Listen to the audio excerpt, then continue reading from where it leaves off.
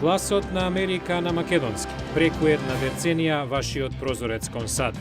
А сега, директно од студиото во Вашингтон, Добро вечер. Го гледате ТВ журналот News Flash на Гласот на Америка на македонски јазик, а јас сум Лилица Китановска. Американците вчера се чини заборавија на сите своји грижи кога медиумскиот простор го зафати првиот ден на судењето на лекарот на Майкл Джексон. За ова за некоја минута по другите вести.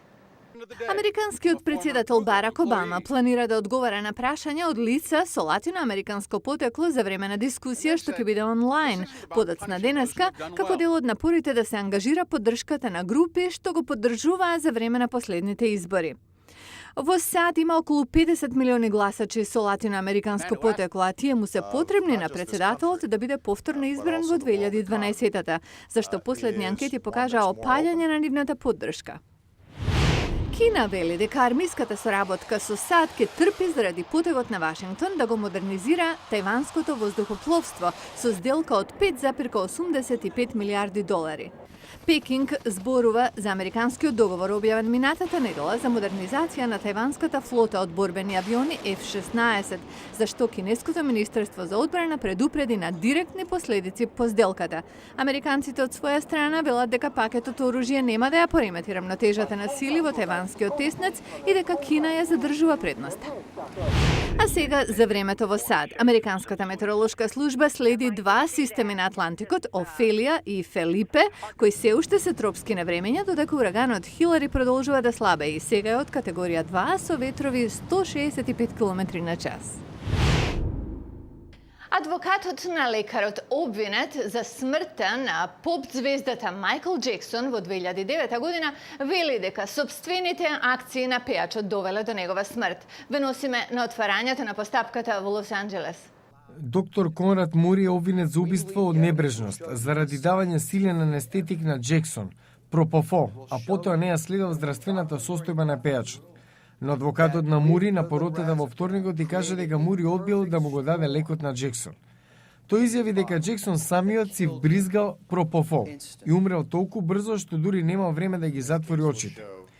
Во изјава на отварањето, обвинителот Дейвид Волгрин го обвини Мури за запоставување на кралот на попот кога му бил најпотребен.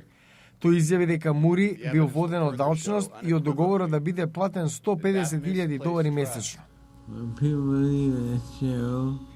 Волгрин исто така пуштил снимка што Джексон ја направил неколку недели пред неговата смрт. Джексон едва и се разбира на снимката, зборовите се нејасни. Фотографија на мртвиот Джексон е покажана на отварањето на излагањето на Волгрин. Судските документи покажуваат дека Джексон анестетикот го нарекувал млеко. Обвинителите велат дека Мури на Джексон му дава смртоносна доза и немал опрема да го спаси неговиот живот.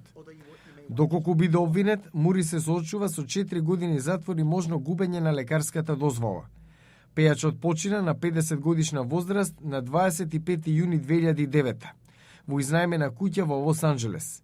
Мури на Джексон му давал пропофол како средство за спиење, иако не бил наменет за тоа. Стотици луѓе, многу од нив обожаватели на Джексон, се собраа пред судот во Лос Анџелес. Членови на неговото семејство, меѓу кои родителите и сестрите Дженет и Латоја, беа во судницата за постапката што беше пренесувана во живо на националната телевизија. Се очекува судењето да трае околу 5 недели. Пресудата ќе ја донесат поротници, од кои 7 мажи и 5 жени. Еден од првите сведоци што ќе бидат повикани од обвинителот е Кени Ортега.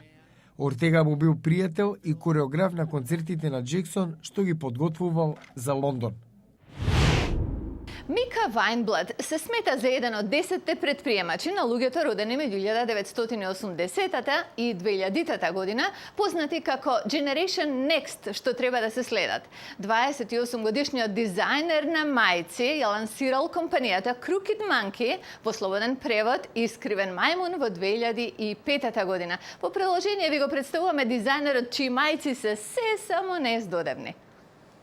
Предприемачот Мика Вајнблад вели дека сака да ги смее луѓето, особено преку неговите маички.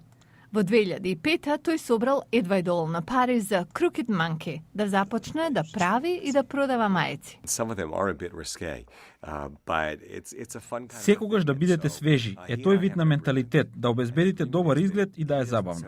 Неговите родители го обезбедиле седиштето на корпорацијата, подрумот во нивниот дом каде тој пораснал во Мериленд. Because you don't take yourself too seriously, but yet we also have that fashion angle on it as well, so you still look good. Weinblatt комбинира досетки со класични графики инспирирани од дизајни на мајци од поранешни децении.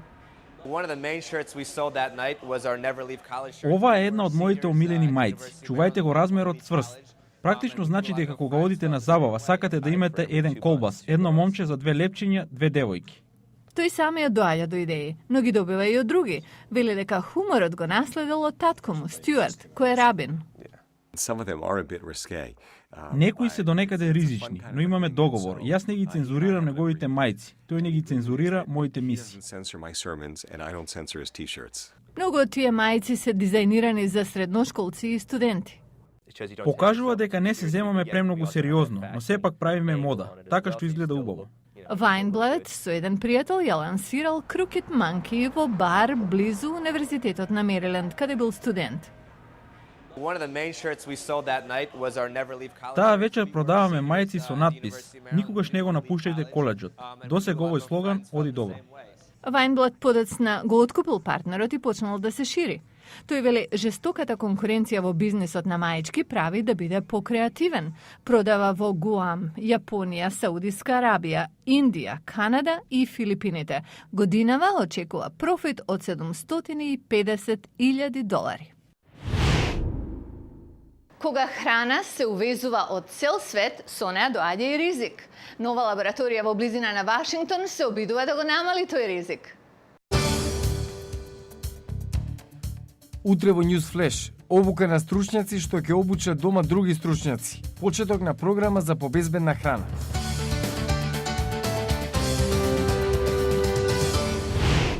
Го гледавте News Flash на Гласот на Америка на македонски јазик. Јас сум Лилица Китановска од студиото во Вашингтон. И тоа е се за оваа емисија. Ве покануваме да појдете на нашата веб страница. Адресата е glasnaamerika.com за многу повеќе информации. До гледање.